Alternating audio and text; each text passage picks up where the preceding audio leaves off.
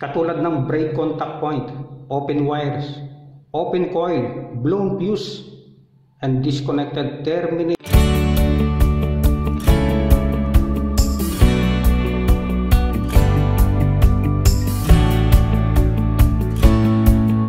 Magandang buhay po sa ating lahat. Welcome pong muli dito sa ating video tutorial. Today's video tutorial ay nais ko pong i-share sa inyo ang ilang idea or technique sa pagtutroubleshoot ng motor control circuit katulad po nito.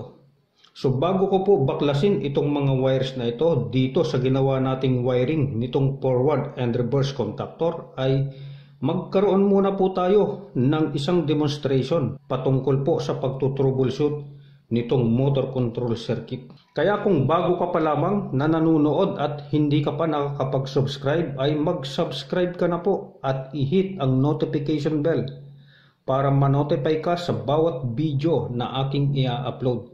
At pakishare na rin po ang ating mga video tutorials, lalo na po sa ating kapwa Pinoy electrician na nag-uumpisa pa lamang sa larangan ng motor control. Okay po. Kalimitan ang isa sa nagiging problema or na i-complain ng operator or ng may-ari ng control panel ay ayaw gumana ng motor control. Kahit i-press pa ng i-press ang start push button, ayaw mag-function ng contactor. So kung ikaw ang electrician na nautusan ng iyong amo or ng iyong employer na mag-troubleshoot nito, ano ang iyong gagawin? Ano ang kauna-unahan mong dapat na gawin? Bilang electrician, para sa akin, lalo pat kung bago pa lamang sa akin ang control panel, ibig sabihin po ay bago ko pa lamang itong makikita at first time ko din lamang na ito ay ito-troubleshoot. Para sa akin, ang una at dapat kong gawin ay visualization check. At sa visualization check ay kasama na po dyan ang sensing power ng ating pangamoy. Alam na alam ng isang electrician ang sunog ng amoy na kable. Alam na alam ng isang electrician ang amoy ng sunog na device. At the same time, kailangan po nating magtanong o tanungin ang operator ng control panel. We have to ask the operator assigned on that particular control panel. Ano ba yung nangyari before? Bakit bigla na lang itong hindi gumana? So sa ganyang paraan ay magkakaroon po tayo ng idea at madali natin itong maitutroubleshoot. Okay po. On the other hand, kung wala namang operator, let's continue doing visualization check. So sa front side po ng control panel ay makikita natin itong mga indication lights na ito. Kaagad po nating pansinin itong power indication na ito or stop indication. Kapag ka ang illumination light nito ay hindi normal, we have to check the supply voltage on this circuit breaker to make sure na tama o sapat ang supply niya dito sa control circuit. Okay po. And then ang isunod po nating i-check or tingnan ay itong overload relay. Most of the time ay ito yung nagiging dahilan kung bakit ayaw mag-function or ayaw gumana nitong control circuit breaker o nitong contactor. So dito po sa example natin nitong motor control circuit na mayroong problema ay naka-on po itong power circuit breaker. Ganon din itong control circuit breaker. At mayroon tayong feedback from power or stop indication. Na kapag ka pineres natin itong forward push button ay ayaw mag-energize nitong forward contactor. At kapag ka ito namang reverse push button ang pineres natin ay ayaw din pong mag-energize ng reverse contactor. So katulad ng sinabi natin kanina sa visualization check ay tingnan natin ang status nitong overload relay. Sapagkat kung ito po ay nakatrip ay talagang hindi po ito mag-e-energize. At kapag ka binasa natin itong schematic diagram na ito ng motor control circuit, ito pong NC contact ng overload relay at tinatawag din natin itong tripping contact ay mag-a-activate po ito once na magkaroon ng overload or excessive flow of current dito sa power circuit. Sapagkat masesense po ito ni overload relay, magti-trip po ito. At ito pong NC contact na ito or tripping contact na ito ay mag-o-open. Madi-disconnect yung circuit dito, mawawalan po ng supply sa circuit na ito ng forward contactor at reverse contactor.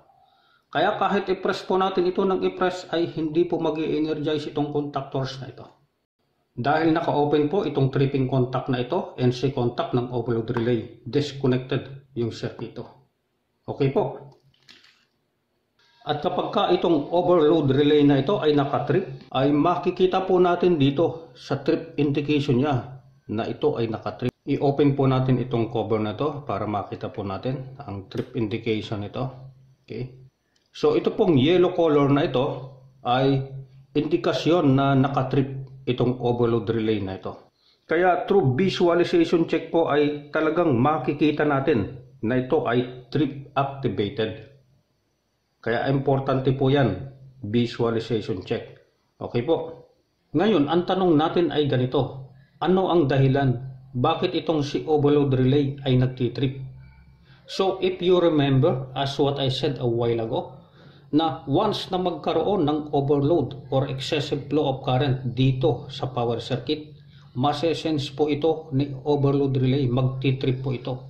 Ang ibig sabihin po niyan ay kapag ka ang dumadaloy na kuryente dito sa power circuit ay mas mataas kesa dito sa current trip setting ni overload relay, ay tiyak na ito po ay magtitrip. Sapagkat yung ginamit pong element dito kay overload relay ay madideform. Once na ito po ay madideform, magtitrip si overload relay at magkakaroon po ito ng trip indication katulad po ng makikita nyo dito. At the same time, ito pong mga contacts ni overload relay ay mag-a-activate. Itong NC contact ay mag-o-open at itong NO contact ay magko-close. Kaya importante po mga kaibigan, mga ka-electrician, na itong current trip setting ni overload relay ay nakabase sa full load ampere or nameplate data ng motor. Sa mga susunod po nating video tutorial ay ibabahagi ko po sa inyo ang buong detalye patungkol dito kay overload relay. Kasama na po dyan ang current trip setting nito. Okay po. Ang isa pa po na dapat nating i-check sa load side natin ay yung winding resistance ng 3-phase motor. So, kailangan po nating masukat ang winding resistance ng load or ng 3-phase motor. Kapag ka okay naman ang resistance at balanse ang bawat phase, ay pwede na po natin itong i-reset at paganahin. At kapag ka pinagana po natin ang 3-phase motor, kailangan po nating sukatin ang starting current at running current sa paggamit po nitong clamp on ammeter.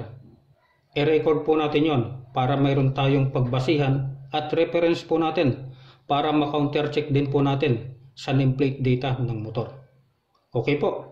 Ngayon, ang isa pa na nagiging problema at ikino-complain ng operator or ng may-ari ng control panel ay once na ipinrest nila itong start push button ay kaagad na nagtitrip itong circuit breaker dito sa power circuit. So kung ikaw uli ang electrician na nautusan na mag-troubleshoot nito, ano ang iyong gagawin? Ano sa palagay mo ang posibleng problema? Bakit pagka-press ng start push button ay kaagad na nagtitrip ang circuit breaker dito sa power circuit? So parang may nagtanong na po nitong ganitong question, ganitong problema sa motor control circuit dito sa mga video tutorials natin. Hindi ko lang matandaan kung aling part ng video tutorial siya nagtanong. Na ang sabi niya ay pagka-press ng start push button ay kaagad na nagtitrip ang circuit breaker dito sa power circuit. So para madali po natin itong ma-troubleshoot mga kaibigan, mga ka-electrician ay kailangan alam natin kung ano ang trabaho ng circuit breaker dito sa power circuit. At siyempre kailangan alam din po natin ang trabaho nitong overload relay dito sa power circuit.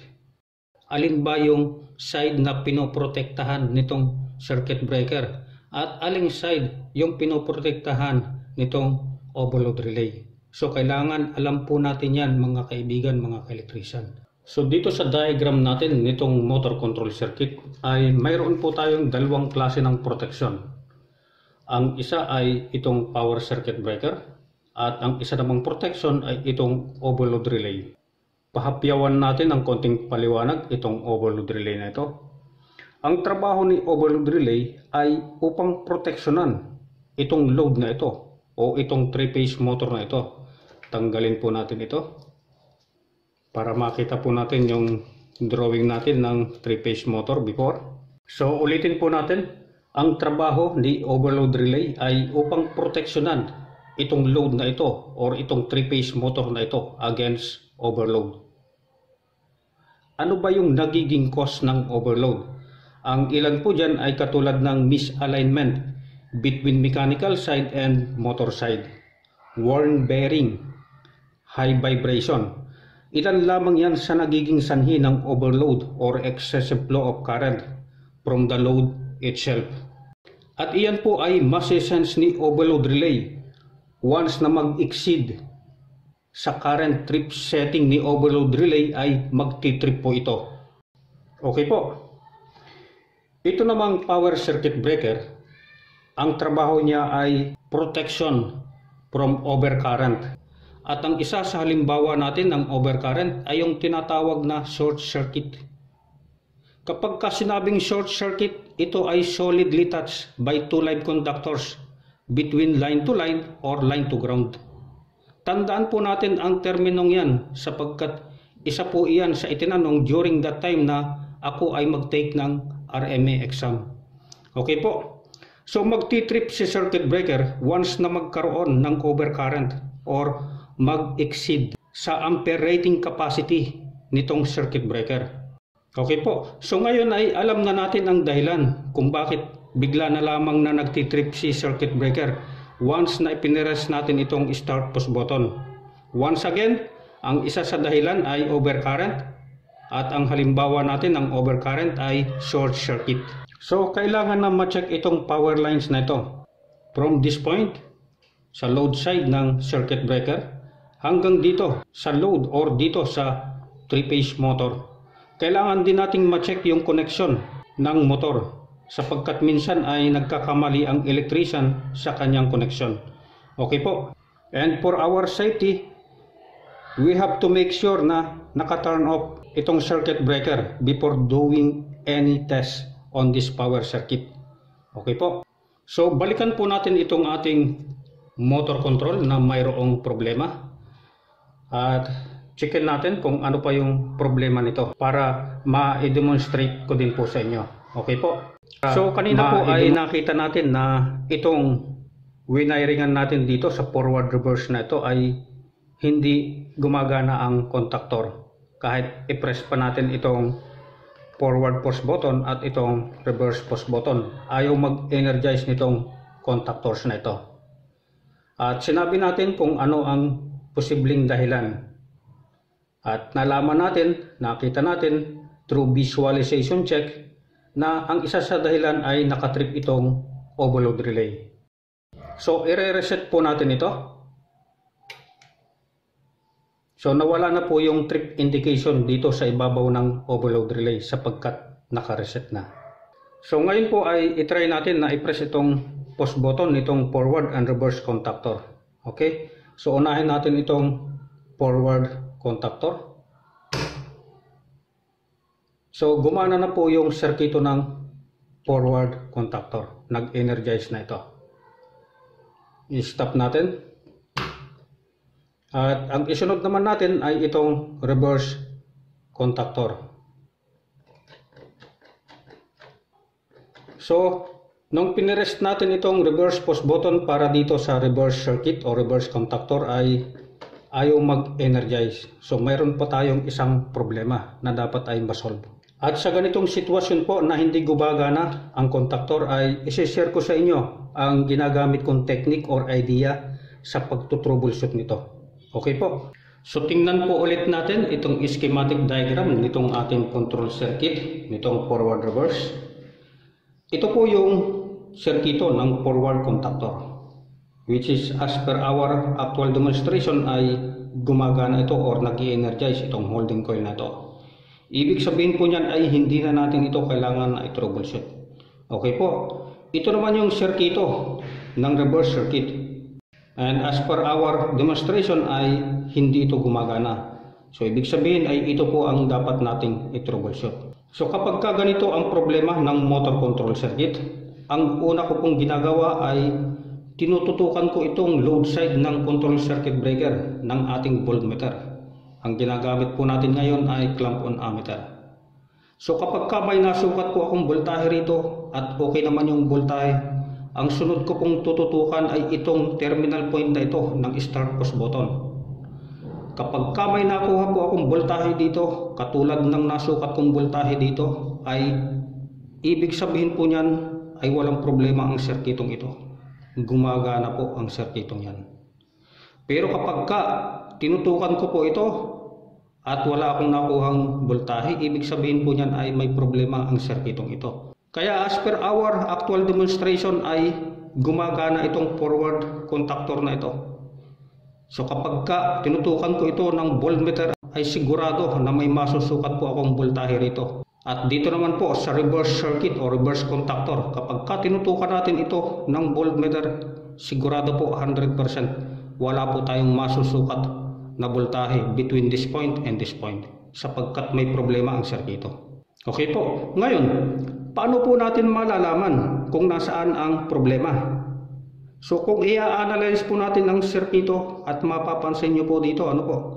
Ito pong terminal point na ito, itong isang terminal point na ito ng start push button ay connected po ito sa line 1. At ito namang isang terminal point na ito ay connected naman ito sa line 2. So para malaman natin kung nasaan yung problema, kung naandito ba sa side na ito o dito sa side na ito, ay kailangan din po natin itong tutukan ng leads ng ating voltmeter, one by one. So ang ginagawa ko po dyan ay tinututukan ko po ito ng isang leads ng ating voltmeter with respect to ground. Kapag may nakuha po akong voltahe dyan, sigurado po na walang problema ang sirkitong ito. At kapag tinutukan ko naman itong point na ito, itong isang terminal point na ito ng start push button with respect to ground at wala akong nakuhang voltahe, so ibig sabihin po niyan ay itong side na ito ang may problema. So ginagawa ko po yan para mapadali at maging tumpak ang aking pagkilos sa pagtutroubleshoot. Kung itong side na ito ang tinutukan natin ng voltmeter with respect to ground at may nakuha tayong voltahe, hindi na natin ito kailangan na galawin pa. At kapag itong side na ito ang tinutukan natin ng voltmeter with respect to ground at wala tayong nakuhang voltahe, dito lang po tayo gagalaw. Okay po. So ano po yung posibleng problema kapag gano'n na wala tayong nakuhang voltahe between this point and this point? Ang kalimitan po kasing nagiging problema sa ganito ay open circuit. Katulad ng break contact point, open wires, open coil, blown fuse, and disconnected termination between terminal point and contactors. Ang isa sa malimit kong ma-encounter sa open circuit ay ito pong tinatawag na termination between terminal point and contactors. Ito po yung tipong maaaring ito na-encounter na ng mga kaibigan nating electrician na nagtutroubleshoot ng motor circuit. Ito po yung tipong nag-terminate si electrician, binalatan yung control wires, maigsi tapos. Itinerminate po niya yon, naisagad niya. Habang tiniterminate niya, habang hinihigpitan niya, ang naipit insulator, hindi conductor. Kaya nung ipinrest nila ang start push button, hindi nag-energize contactor kasi walang connection o walang contact point between conductor and termination point. So isa po lamang yan sa dahilan kung bakit ayaw mag-energize ni contactor. Kung ano yung ipinaliwanag natin dito ay ganun din ang gagawin natin sa actual. Kukuhanan natin ito ng voltahe dito sa load side ng control circuit breaker. Ganon din ay tututukan natin itong terminal point na ito ng start push button. At kapag may nakuha tayong voltahe, ibig sabihin ay okay yung circuito. Kapag wala tayong nakuhang voltahe, ibig sabihin ay may problema yung circuito. And then kailangan din po nating malaman kung aling side ang may problema, kung itong side na ito o itong side na ito. Okay po, so gagawin po natin yan sa actual. E-demo ko po sa inyo yan ngayon. Okay? So katulad ng sinabi natin sa ating paliwanag ay kuhanan natin ng voltahe. Sukatin po natin ng voltahe o voltage itong load side ng control circuit breaker. Okay po. Testingin muna po natin to. So okay po. Then set natin ito sa AC volt. Then ilagay po natin ito dito para makita nyo. Okay po.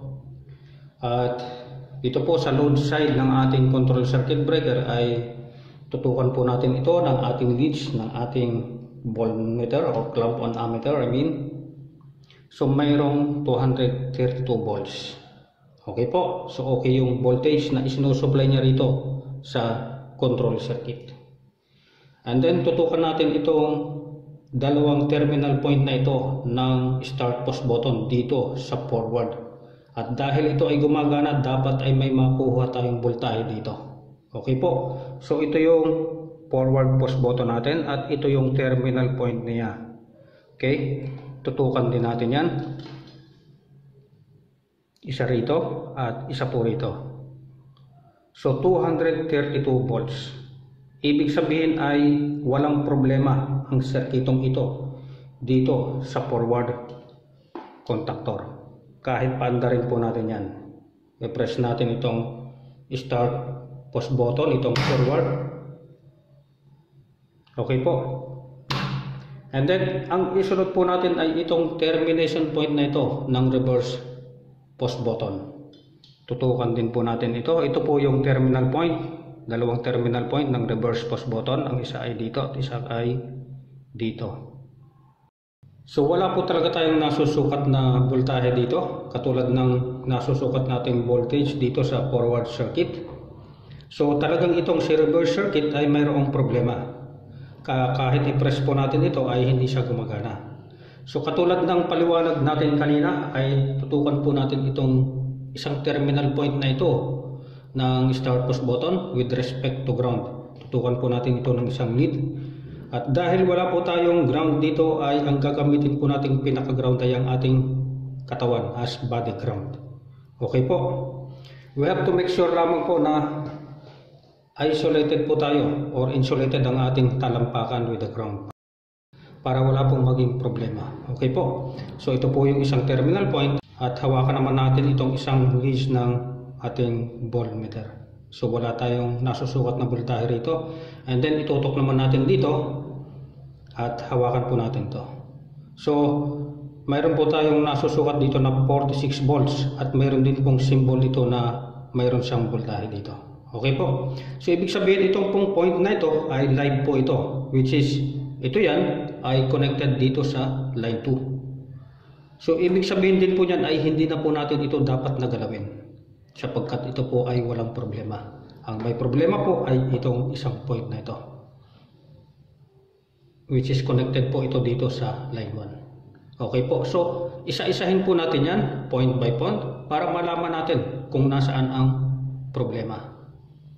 So katulad po ng sinabi ko kanina ay ang kalimitang nagiging problema sa ganitong sitwasyon ay open circuit.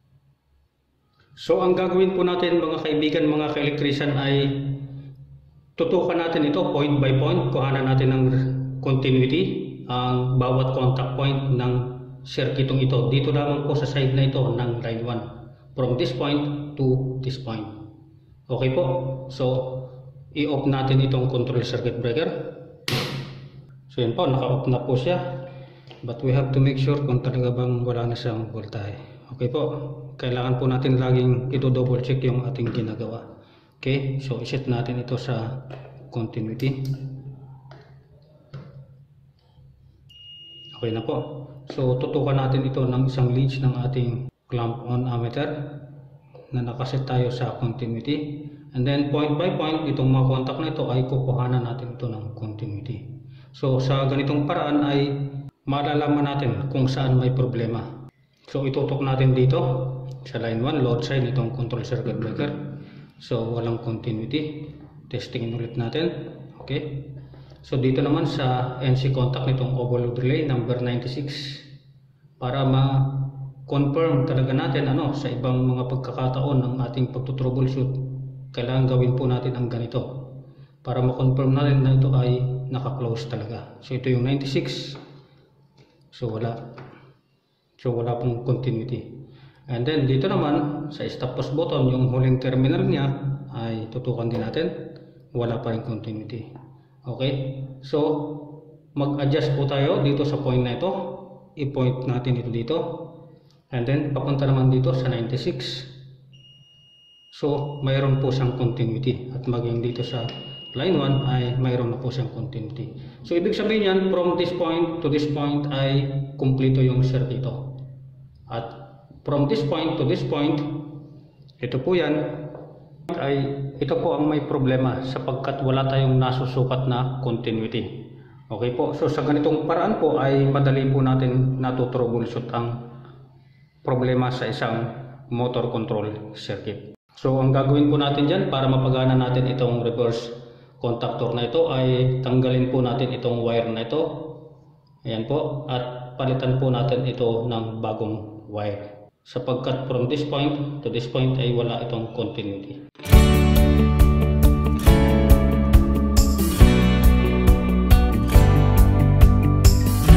So ito po yung bagong wire na ikakabit natin dito. Ibalik po natin yan dito sa huling terminal point ng stop push button, at ang isa naman po dito ay sa unang terminal point ng reverse push button. Okay po, so testingin po ulit natin by continuity check. So ito po yan, yung unang terminal point dito po sa huling terminal point ng stop push button. So may continuity na po nakukuha, at dito naman sa line 1, so okay na po ito. So i-on po natin itong control circuit breaker, and then ibalik po natin itong ating setting dito sa AC voltage, at gawin po ulit natin yung ginawa natin. Tutukan po natin dito ng ating leads nitong clamp manometer, which is nakaset po tayo sa AC voltage. Ito po yan, reverse push button, tsaka dito. So sa ngayon po ay may nakukuha na tayong voltahe, 231. So ibig sabihin po niyan ay kumpleto yung circuito at mapapagana na po natin ito. Okay po, so testingin po natin yan. Tanggalin muna natin ito, i-off natin. Okay po, and then press po natin itong reverse push button. So okay na po ang ating reverse contactor, gumagana na siya. So ito po ang ating tutorial ngayon. Sana po ay may natutunan kayo, at sa mga hindi pa po nakakapag-subscribe ay mangyaring mag-subscribe po kayo, at pakihit ang notification bell para ma-notify kang palagi sa bawat video na aking i-upload. Pakishare na rin po itong ating mga video tutorials sa ating kapwa Pinoy electrician, lalo na po sa mga nag-uumpisa pa lamang sa larangan ng motor control. Mabuhay po tayong mga Pilipino.